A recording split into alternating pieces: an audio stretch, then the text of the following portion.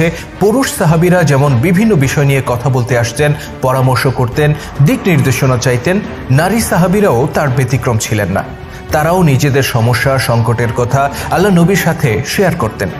একবার একদল নারী সাহাবী রসুলের দরবারে আসেন এবং বিভিন্ন বিষয় নিয়ে কথা বলেন। আলাপচারিতার এক পর্যায়ে পরিবেশটা বেশ কোলাহলপূর্ণ হয়ে ওঠে।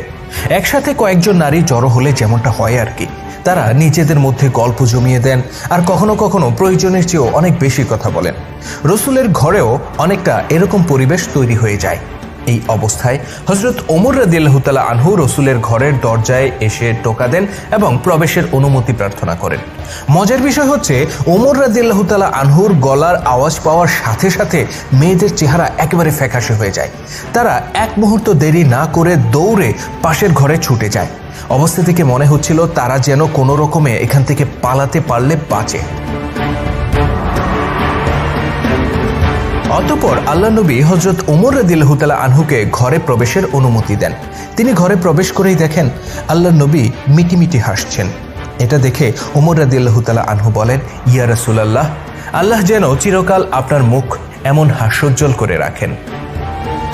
আল্লাহ নবী তখন বললেন, হে ওমর, আমি একটা ঘটনায় খুব আশ্চর্য হয়েছি।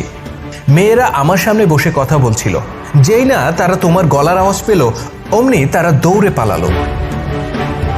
এই কথা বলে আল্লাহ নবী আবার হাসতে শুরু করেন, কিন্তু ওমর রাদিয়াল্লাহু তাআলা আনহু হাসলেন না। তিনি বলেন, হে আল্লাহ নবী, তাদের তো উচিত ছিল আমার চেয়ে বরং আপনাকেই বেশি ভয় করা। অতঃপর ওমর রাদিয়াল্লাহু তাআলা আনহু আড়ালে থাকা নারীদের উদ্দেশ্যে বলেন, ওহে নিজের প্রাণের শত্রুরা, তোমরা আমাকে ভয় করো অথচ আল্লাহ নবীকে ভয় করো না। উত্তরে পাশের ঘরে থাকা নারীদের একজন বললেন, হ্যাঁ, আপনি তো অনেক কঠোর আর রাগী মানুষ, আল্লাহ নবী আপনার মতো নন। তার এই কথা শুনে ওমর রাদিয়াল্লাহু তাআলা আনহু চুপ করে যান। তখন আল্লাহ নবী বলেন, হে ওমর, যার হাতে আমার প্রাণ তার শপথ, শয়তানও যখন তোমাকে কোনো রাস্তা দিয়ে হেঁটে যেতে দেখে তখন সে ওই রাস্তা ছেড়ে অন্য রাস্তা ধরে। সুবহানাল্লাহ।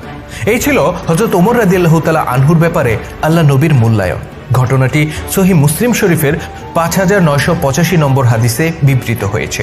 হযরত ওমর রাদিয়াল্লাহু তাআলা আনহুর এই কঠোরতার ব্যাপারে আল্লাহ নবী কিন্তু কখনো রাগ করেননি, বরং তিনি জানতেন ওমরের এই কঠোরতা জাতির জন্য ভবিষ্যতে কল্যাণকর হবে।